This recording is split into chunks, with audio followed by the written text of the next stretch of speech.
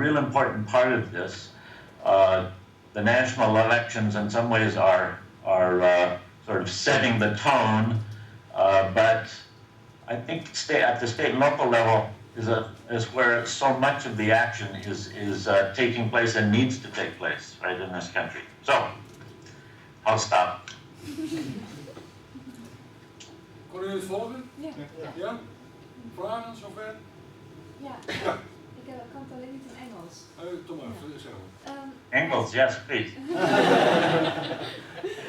Hij zei dat door die revolutie, counterrevolutie, wat er nu zeg maar steeds meer oploopt, populisme steeds meer inraakt. Maar is populisme niet bijna een direct gevolg van dat campagnevoer, van hoe het systeem sowieso in elkaar zit?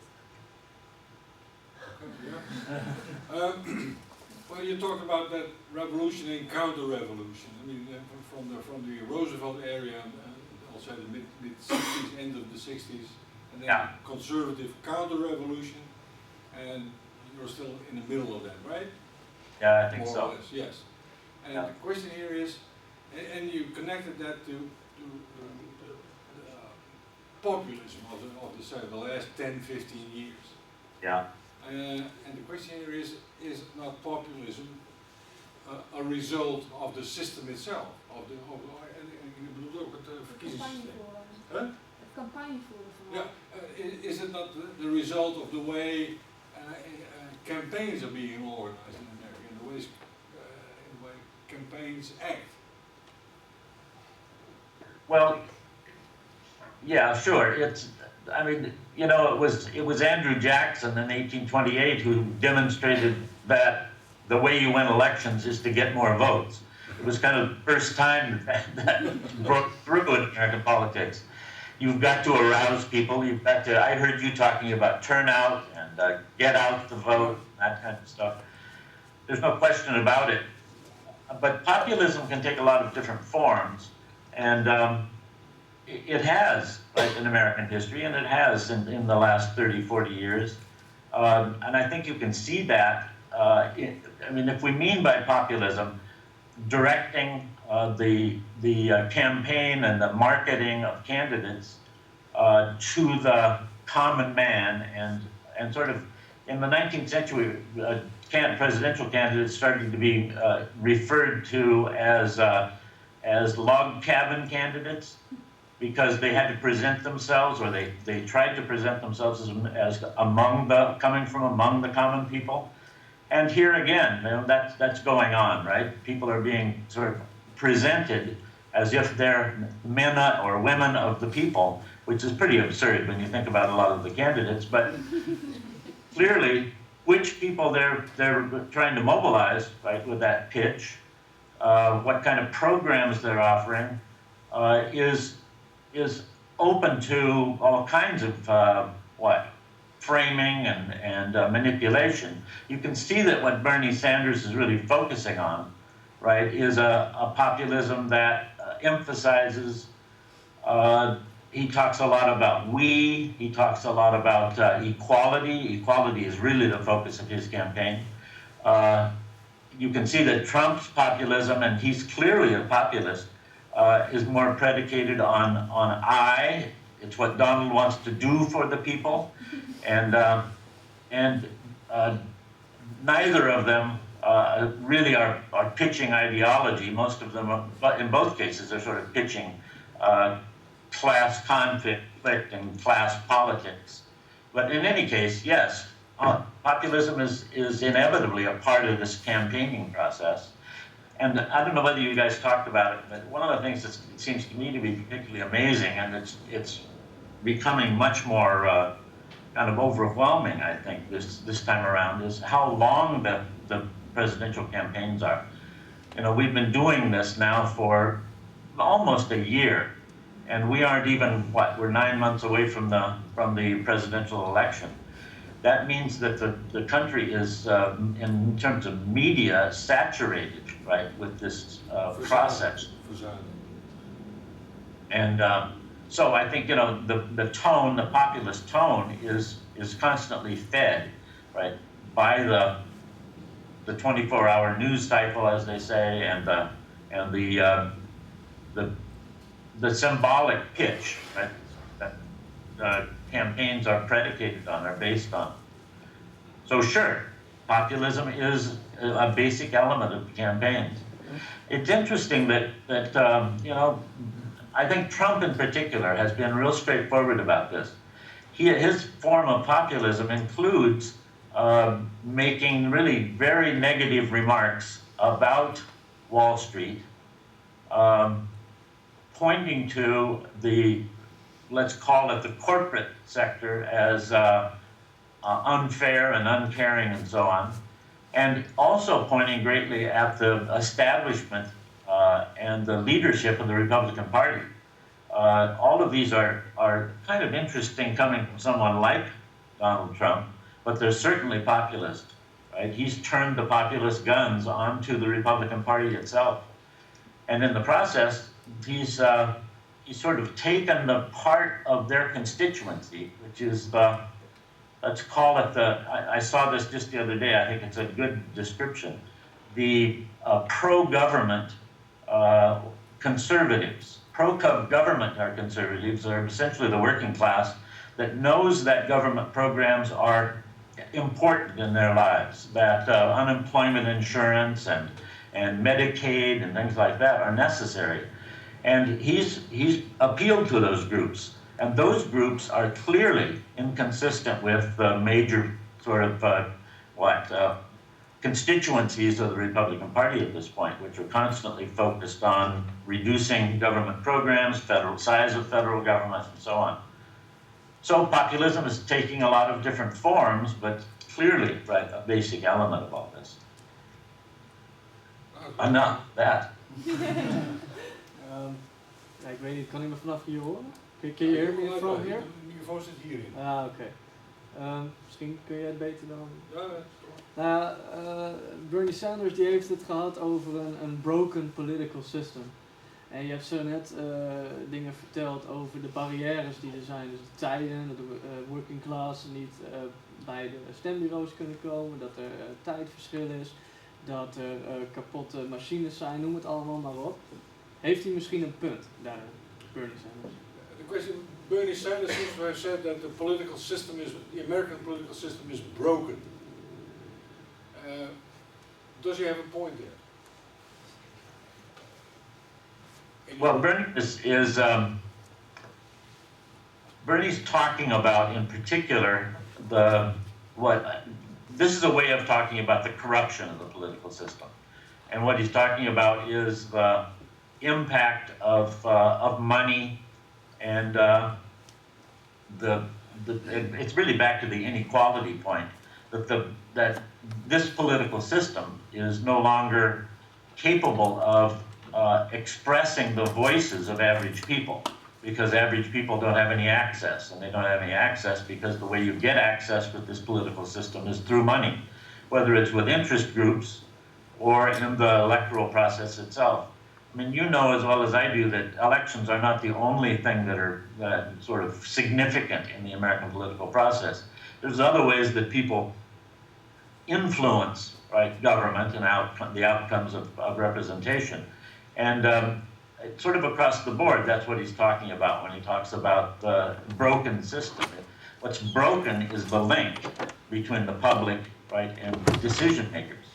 And he thinks that closing that link, repairing that break, requires that we throw out the current, he points to Citizens United, the infamous Supreme Court decision, but we throw out a system that's dependent upon private, particularly, what he would say billionaires, right, funding the electoral process. So I think that's broken, right, in his terms. That's what he means by broken. And every time we see Bernie, he talks that way. He always talks about the money being the issue. And then, of course, one of the things that he's promoting and talks about in all of his campaign meetings is that he's not doing it that way. That what he's doing is he's raising the necessary money from average people. Bernie's now, the liturgy here is 3 million people, $27 a piece, right, is the way that he's been able to compete right, in this election against Hillary, who's dependent upon PACs and super PACs. I don't know whether you've noticed, but Donald is doing the same thing, but not in the same way as Bernie. Bernie talks about the people financing, right, the campaigns, and thus evading and getting around, right, the oligarchy that's been financing it. Donald talks about him financing his own campaign so that he doesn't have to depend on, right, the other fat cats. So both of them see this, right, I think. Bernie, though, talks more about the average person and how they're cut out by this. That's what's broken, I think, for him. Yeah. Antwoord? Yep. Yeah. What I was wondering is what kind of sentiments do you notice around with people you talk with about Donald Trump? Like what does the average man think about Donald Trump? Well, don't assume that I am around the average man very much, For as far as you know, of course. even if I'd like to be, but you know, the polling, and that's, you know, part of what I would depend on, and also this is so prevalent now on the media, and we're listening to people all the time talk about Donald. I would say that he's been really effective in touching people who feel betrayed, economically more than anything else. He points his fingers at, of course, immigration, and he points his fingers at an administration that can't address the economic problems of the society and so on. But really, what this comes down to is that you know, the constituency that he's been most successful with, it's older, white, particularly males, right, in the population. And they're the ones who have, in a sense, got the most anxiety about where the United States seems to be going. It's not just economically, but they are the ones who have tended to be suffering. It's also anxiety about the growing diversity in American society, and that's why immigration and his sort of emphasis on making America strong again, which had, you know, kind of has a connotation of making America pure again, that kind of stuff. Is very appealing to nativists, for example, right? To people who feel now that the United States has become weak, and the weakness has not only an economic impact, but it's obviously frightening people with regard to terrorism. So the people that I hear that Donald is speaking for and appealing to are very seldom young people. Although occasionally I'll have a student who wants to make a case for Donald. It's more, I think, probably his brashness. I don't know if that word translates very well, but he's, you know, he wants to talk tough. He wants to take on the so-called political correctness. And so it's kind of an in-your-face approach that Donald takes. And there's quite a few people that like that. I think there's a lot of young, I would say a lot of young men, right, who are attracted to that. Other than that, I would say that what's interesting about this, particularly for the last 9 months, is that many, if not most people, have said, yeah, this guy is pretty wild and pretty crazy, and I can't imagine that he's going to be able to go very far. Well, now having gone pretty far, many people are beginning to say, geez, I'm not so sure about this. This is frightening me a little bit. This is making me really concerned. And I would say we're getting closer and closer to that. The South Carolina result, I think, I don't know whether you've heard this, but it was pointed out the other day that since 1980, that's since Reagan, no one who has gotten ultimately the Republican nomination for president lost in New Hampshire and South Carolina, right? Everyone who has gotten the nomination won there. Well, that's what Donald did, right? So now it seems more possible. and the establishment, the Republican establishment, the leadership, national leadership, Karl Rove even, and people like that, who have been dismissive of Donald Trump, are now talking about possibility and how we bring him into the party and so on. So I would say that average people have been entertained. You know, this has been great material for Saturday Night Live and things like that, and a lot of people have really had fun about that. And I think they're not so entertained right now, but there's a good deal more anxiety. And as I said, I think that the people who have been aroused, the nativists and the people who are angry about economic, I should say disappointed more than anything else by the economic system, have really gotten excited. And there's a momentum that's clearly been created. The excitement is out there. I just mentioned one other thing, you've probably seen this, that who's getting the most, the largest crowd, and the most energy in their campaign events. There's no question about it. It's Donald Trump and it's Bernie Sanders. I was at the first big Bernie Sanders event, which was in Portland, in October, right? Portland, Oregon, right? What? Portland, Oregon. Yeah, Portland, Oregon. And there were 28,000 people, right, in a basketball arena. It was an amazing event, tremendous amount of energy. Nothing like, I mean, Hillary has not come close to anything like this. The Republicans haven't done the same thing. Donald hasn't been in Oregon, and probably won't be, but because Oregon isn't a particularly significant state in terms of electoral votes and so on. But look around the country where he is particularly strong, and that's heading in the Northeast, along the Atlantic coast, and in the South. He gets huge crowds and a tremendous amount of energy generated. So I think that there's a real split in the society, among average people, right, about Donald. But he's making a believer of more and more people. And you know, leaders get more support simply because they're leaders. And I think that's where an awful lot of people are, right, with him right now. Ja. Donald Trump was 15 jaar geleden was nog een zeer progressief politicus tussen haakjes. Hoe weten we dit? Hij heeft het opgeschreven in een boek en was ook zeg maar pro-choice. En nu lijkt het alsof hij eigenlijk totaal omgekeerd is en zeer conservatief is geworden. En mijn vraag is eigenlijk, doet hij dit alleen maar vanwege macht, populariteit of wat is het? Waarom is hij opeens eigenlijk totaal de andere kant op gegaan? Again, a Trump question. Of course. Well, I told you before.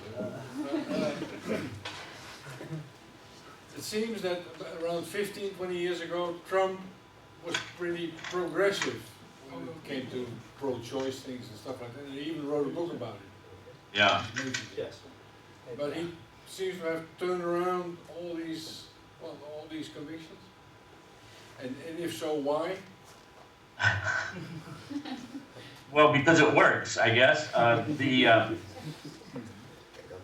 This has been, of course, very interesting, and there's a lot of talk about this in the media.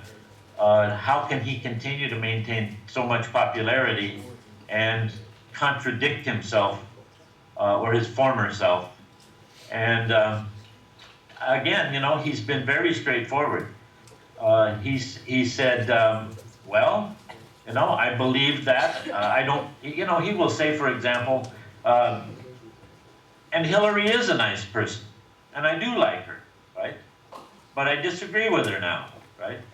He really comes on as if he doesn't have any real convictions other than the need to make America strong, help us feel good about who we are again, and whatever is necessary to make that happen, he believes.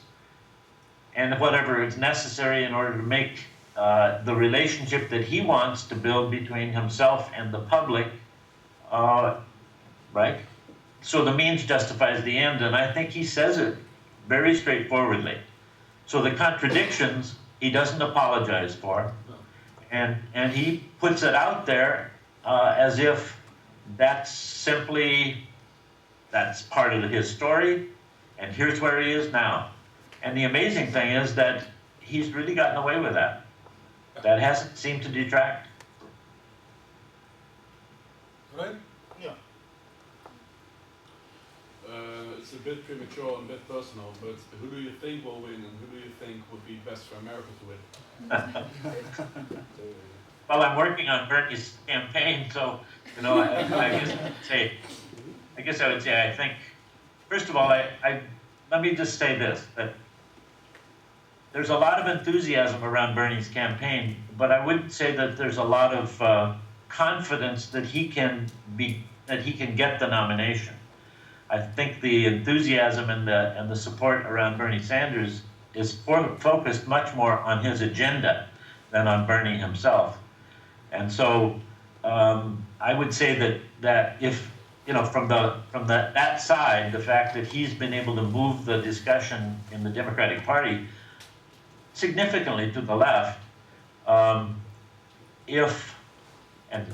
for me, since you asked me, if that agenda becomes a significant part of the candidacy of, let's say, Hillary, then I would say that that's an outcome that, number one, I would like, and I think a lot of the rest of that movement is sort of developing on the left in the party would like. Again, Bernie, I think we're going to see is going to fade here pretty soon, because you could see it in Nevada, that he's not in a position, right, to attract the minority vote, and the minority vote is really fairly broad. The Latin American, or I should say Latino vote, and obviously the black vote. It's kind of amazing that it's still sticking pretty closely with Hillary. Whether that'll continue, I don't know. But in any case, I think Hillary's going to get the nomination. I think it's unlikely, right, that Bernie can. And you may have heard that several sort of, what should we say, loose cannons have suggested that they might have to get back in the race. There's some talk about Biden, for example, right? If the support for Hillary collapses and she can get the nomination and be sort of fading out at the same time. So I think Hillary's the one. I think that the party is in a little bit of disarray. That's where that talk is coming from. And I'm concerned that if she's the one, and she will be, that there won't be much momentum there, unless Bernie's agenda is a significant part of that. The odds-on favorite, if you look at the results so far and the polling and where the constituencies are, the odds-on favorite is Trump right now. I'm not saying for the presidency, but for the nomination. I heard an interesting discussion yesterday about this question. Well, if Trump is going to lead, how can he unite the Republican Party right behind him? And that was really a discussion about who he could select as a vice presidential candidate, right? Somebody for the ticket with him that would begin to unite the party. It's an interesting place to hear this discussion going now, because it really suggests that there's more and more willingness to imagine him as the candidate. So if those two are the candidates, Hillary and Trump, at the end, I don't think that we as a nation are going to elect Trump. I think that his basic constituency, that 30% or so that he keeps getting in the Republican Party, is too narrow a group, and the nativism of his campaign is too alienating to too many people. So I think Hillary would win. You noticed I'm not particularly excited about any of that, but yeah. Antwoord? Thanks. I have a question about Hillary. Yeah. It seems a bit undemocratic that she's the wife of a former president. Does it play a role in the public debate at all? I didn't get all that. Yeah. The fact that that Hillary is the wife of a former president. Yeah. Well, first of all, does that play an important role? And second, is that not a kind of, Is it because we're democratic? talking about dynasties here, is it not a kind of an undemocratic aspect? So does it fly in the face of the sort of populist theme here in this election? Yes, I think it does. Is her husband, is Bill, baggage that that's a liability to her? That's kind of a mixed picture, because Bill is a real popular. I mean, just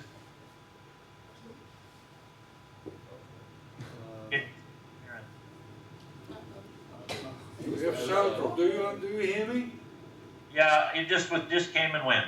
Okay.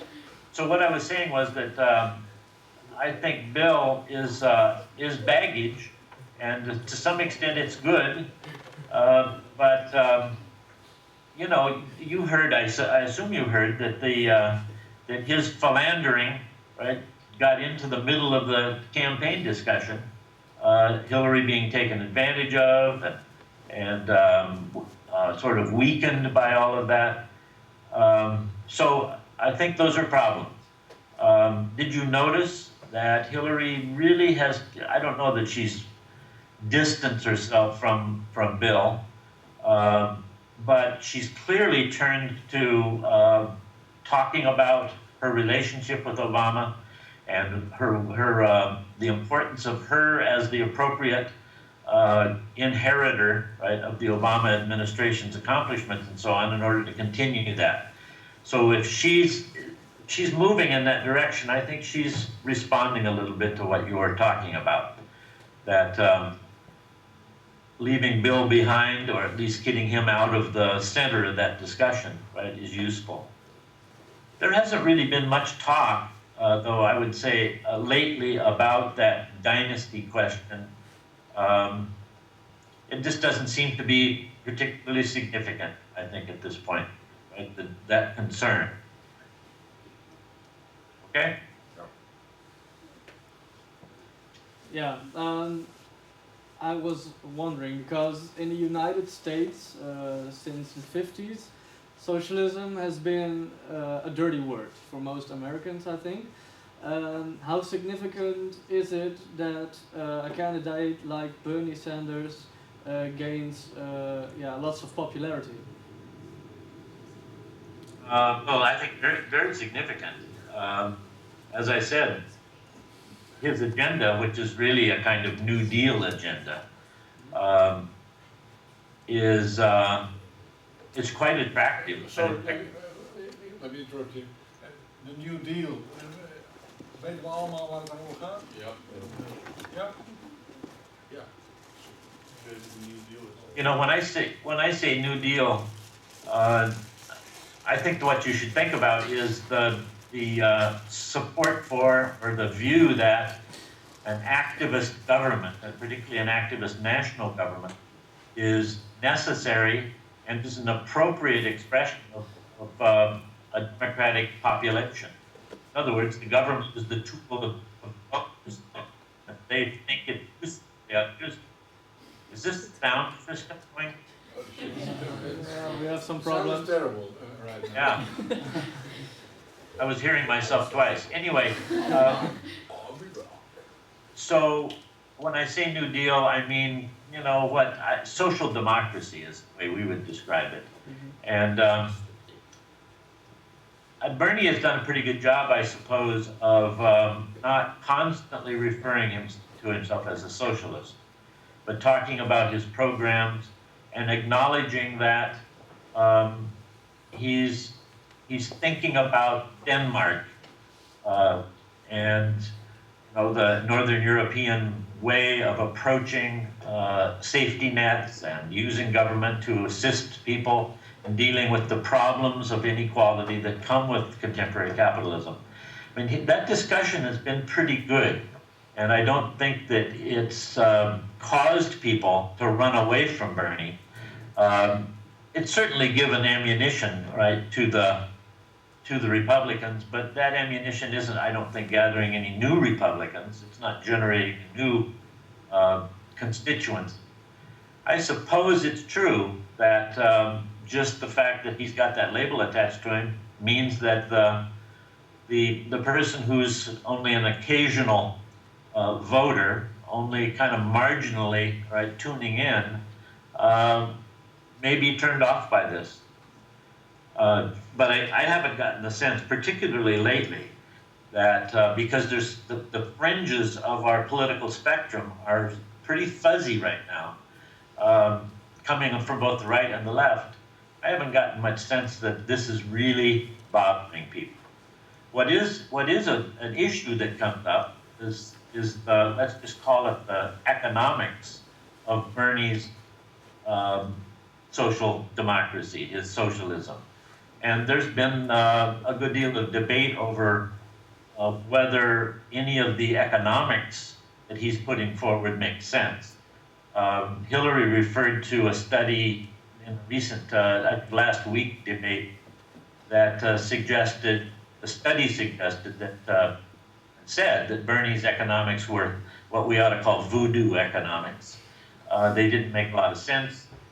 They didn't tally, right, in a very positive way. So socialism, you know, is a dirty word ideologically, but that's not where we are with that, I don't think. I think it's a questionable topic because it's still possible to suggest here in this country that socialism is counterproductive. So. Antwoord? Well, yeah, thank you. Yep.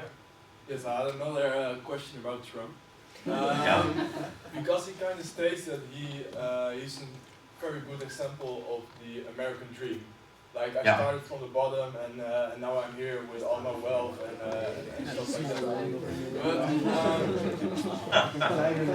But for how far is that a true thing? Because I've seen some programs about it that stated like, no, he didn't start with nothing because he comes from a rich family and a rich dad, and he just took over the whole. Yeah. You know, if people like him and like what he's saying, I think that doesn't matter. And yet, that's true. You know, the joke that I don't. Hans may have to interpret this joke for you, but the joke that was made about George W. Bush, and that applies to Donald also, was this reaction to the notion that pulled himself up by his own bootstraps, right? Silly. The joke was this: he was born on third base, thought he hit a triple. Can you tell him what that means, Hans? Honkbal, yeah? And he thought he was born on third base. He was born on third base, dus daar ben je al heel erg onderweg. Maar hij dacht dat hij een triple gescoord had. Dus het idee is dat je dat zelf allemaal bereikt hebt. En dat je jezelf aan je eigen bootstraps, aan jezelf aan een soort van aan je eigen haren. Van ik ben hier geboren en kijk zo goed. Maar feitelijk, dat is de grap. Yeah. And of course, he talks that way because, to some extent, to a great extent, he created this empire that he's got, but he didn't do it from beginning nowhere. I don't think that's been a sort of negative in his whole approach to the American public, though. The people who don't like him, the people who see him as quite cynical, you know, recognize the hypocrisy and all of that. But I think that hasn't gotten in the way of an awful lot of people liking him. It's interesting how effective his approach has been, that because he's wealthy, he's sort of free of all of the kind of patronage problems that go with wealth. He can make his own decisions. He doesn't have to be accountable to anybody. The elites don't have any control over him, et cetera, et cetera. There's an awful lot of that, and a lot of people like that. Ja?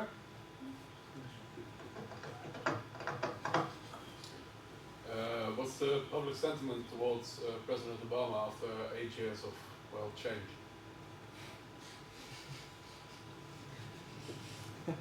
Wait a No sound. No. Are you there now? Yeah. Yeah. Well, of course, that's a real mixed picture. And at this point, because we're in the midst of this campaign, it's a good deal more harsh, I would say. I mean, the distinctions that are made.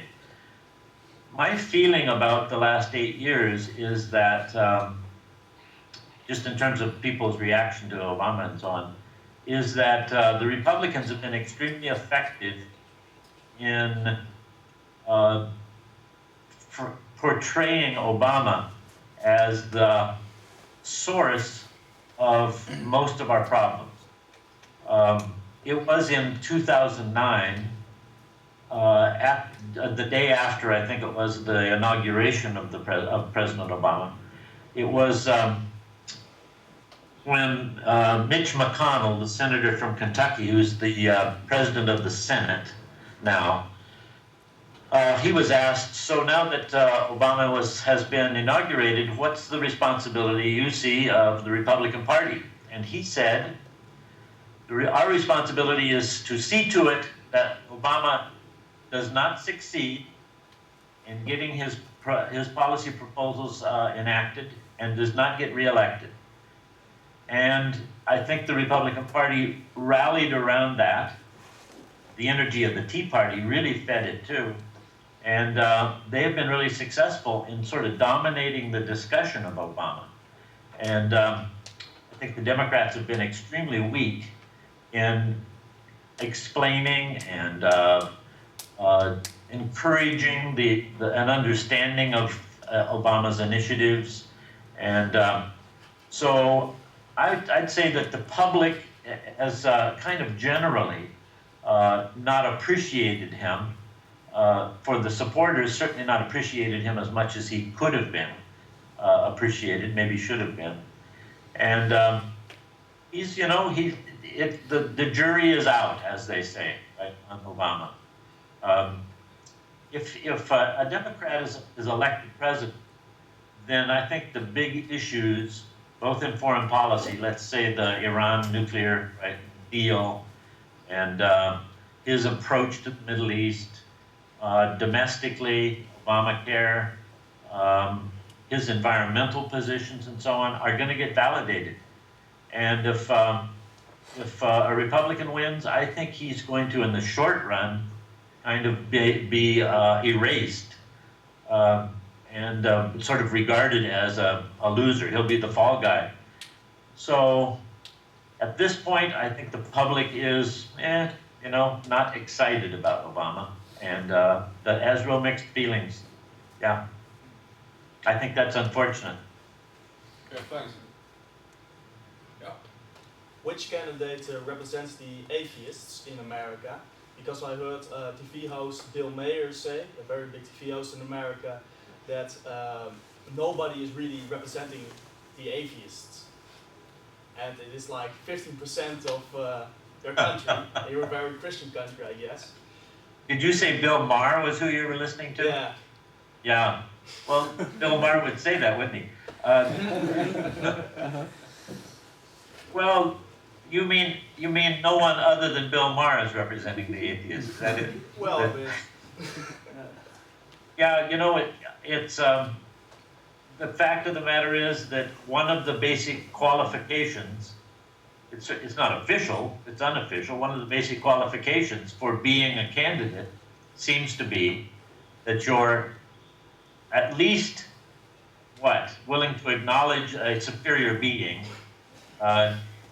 and ideally you're a Christian. Now Bernie has had, you know, some problems with it.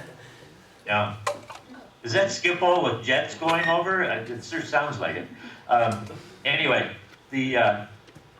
my only answer to that is that our tradition has become, you've got to acknowledge your religious devotion of one kind or another in order to be a candidate. This contradicts our Constitution, of course, that there should be no religious test. But a lot of things contradict our Constitution. All right, thank you. Yeah, Anybody else? One more? yeah. Yeah, you of course have to work in it, but what do you think about the electoral system of the United States? Do you think it's fair? Do you think it works? Well, I don't think you're asking me do I think it's broke, do you? So in the way that we already I talked mean, about? when you look at a country like Denmark or us, Yeah. you've got a very different form of Yeah. electing your government. So Right. what do you think about the way America works? Well, let me preface it just by saying that, what are there, maybe 9 million Danes? There's 320 million Americans. So it's really apples and oranges when we talk about, this on that scale. But this is what, I think we political scientists regard as a protective democracy. Okay, the founders were not excited about democracy. They didn't trust average people. Most people were debtors. They didn't think that you could trust them in a capitalist system developing. So they created an electoral process that minimized. Is this not working?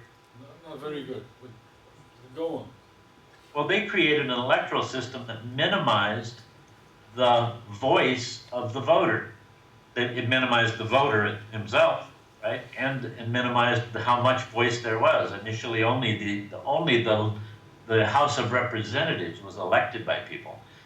And so we set up an electoral college in order to create an intermediary.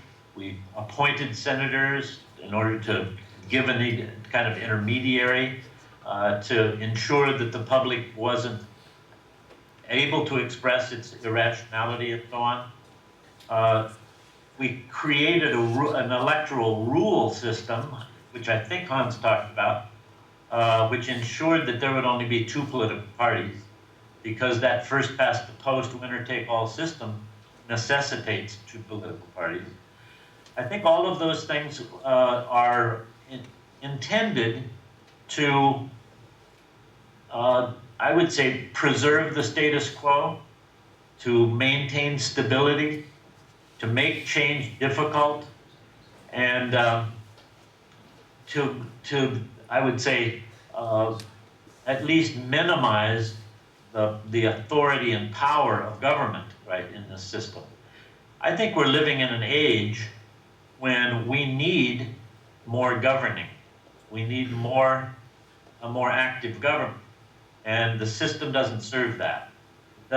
It doesn't translate the voice of the public into public policy very effectively, because our parties are not campaigning on policy as much as they're campaigning on personality and things like that. So I think proportional representation gives more voice.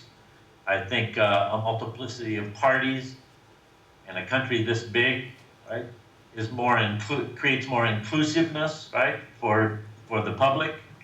I also think that evidence demonstrates that those kinds of electoral systems are less stable, or produce governing that's less stable.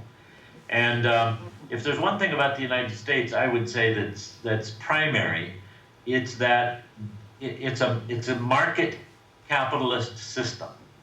And the highest priority in this market capitalist system is political stability. So, there's not a lot of willingness really among the elites in this country to talk about this electoral system. What concerns me really most about this electoral system right now is that there's a lot of room for voting and voter turnout to be suppressed. And that's exactly what's happening. A lot of people are cut out of the system. A lot of people are being discouraged. You've probably read about the kind of lines of voters, right? In places like, I don't know if Hans was talking about this, but Ohio and Florida and so on. The electoral system, because it's administered by the states, there's no national standard, right? It doesn't work very well in that sense. It's not very effective. And what it's intended to do, which is sort of minimize the voice of the public, I don't think makes sense at this point. So, but could we change it? That's just an enormous thought. Thanks. Yeah, I have another question. Yeah, last one. Is it about Trump? No, well, Hillary this time. In what way do you think it's a positive outcome for her to be a woman in these elections, because she will be the first female president if she becomes president? Does it weigh in, like with Obama, that he was representing like the black people, if I can say it that way, in America, that maybe women would like to vote for Hillary because she is a woman? Is it weigh in? Well, if she's going to win, that logic is going to have to take place. What's interesting is that at this point, it's not clear that she's got the kind of attractiveness, right, to all women, and by that I mean sort of demographically younger women. So that I've heard a number of interviews lately where younger women are saying things like, why would I vote for someone just because she's a woman, right? There's got to be more. And that seems to be more and more the point of view of millennial voters.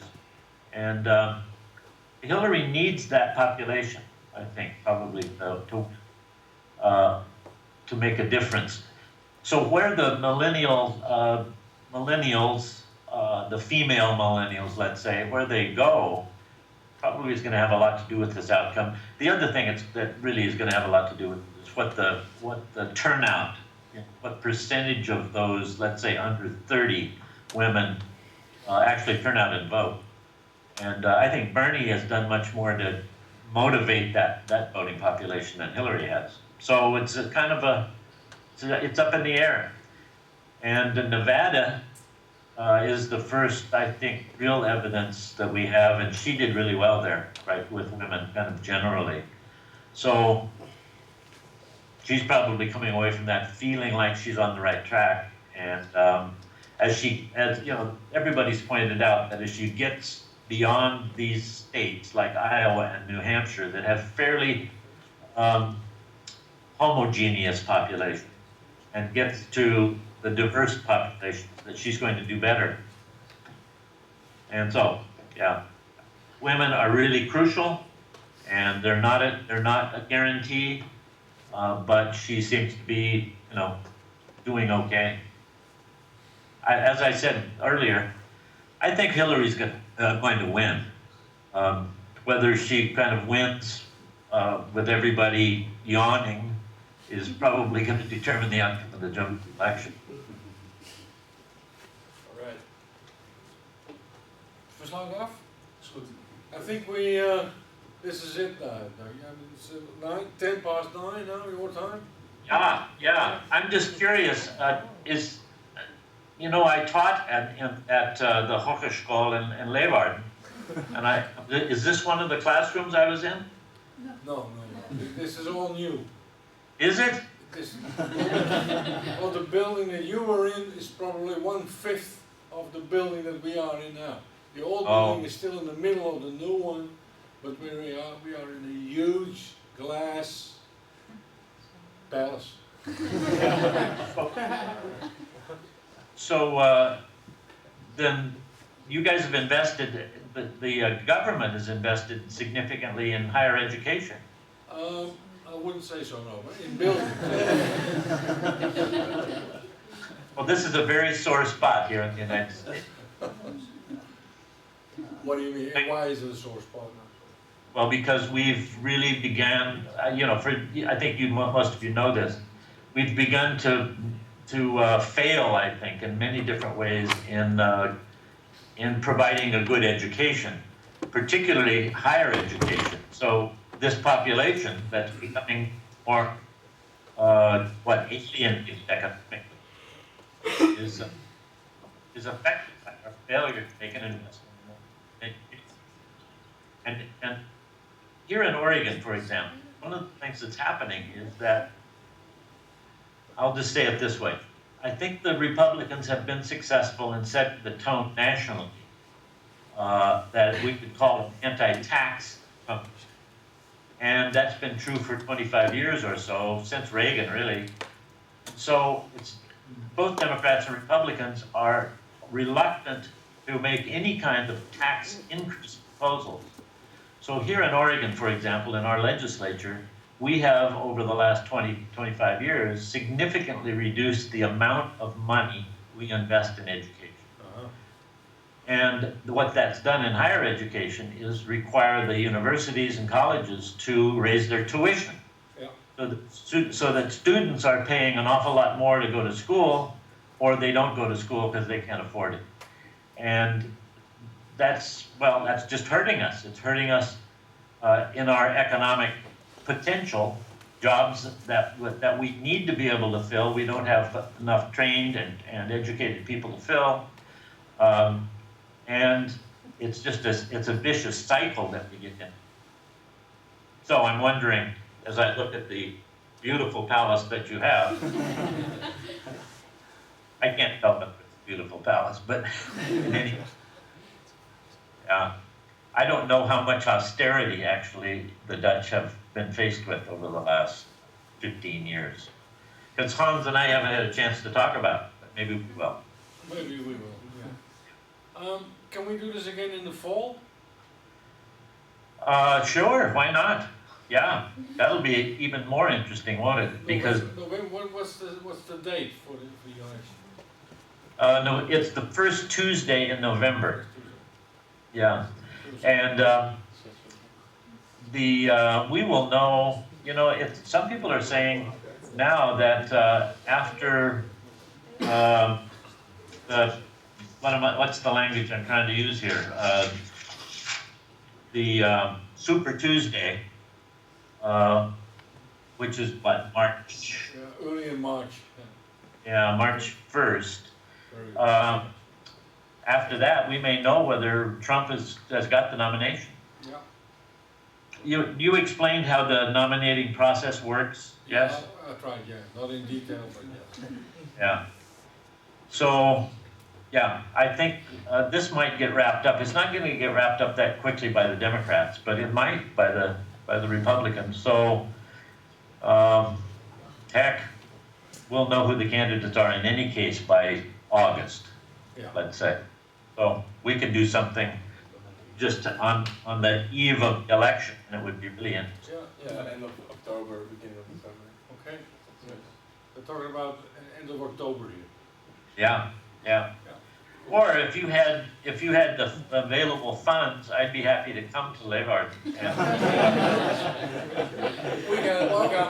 Our idea was to have a collective trip to Oregon and stay a couple of weeks at Corvallis. Well, Hans, you can tell your students that we've done that before, so let's try it again. Yeah. A lot of possibilities, but we have to round up now. Hey, Doc, thanks very much.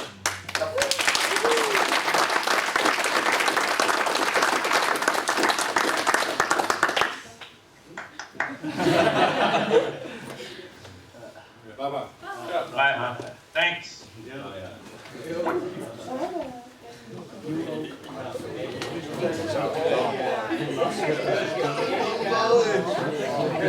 Ik heb voor iedereen zijn en haar spullen pakt. Dat wist ik al wel.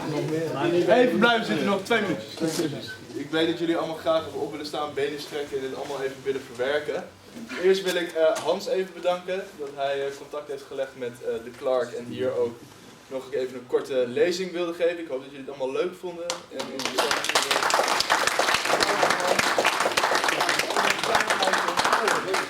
ja. We hadden ook wel een naar de Clark sturen, maar dat is duur. Misschien later nog wel een keer.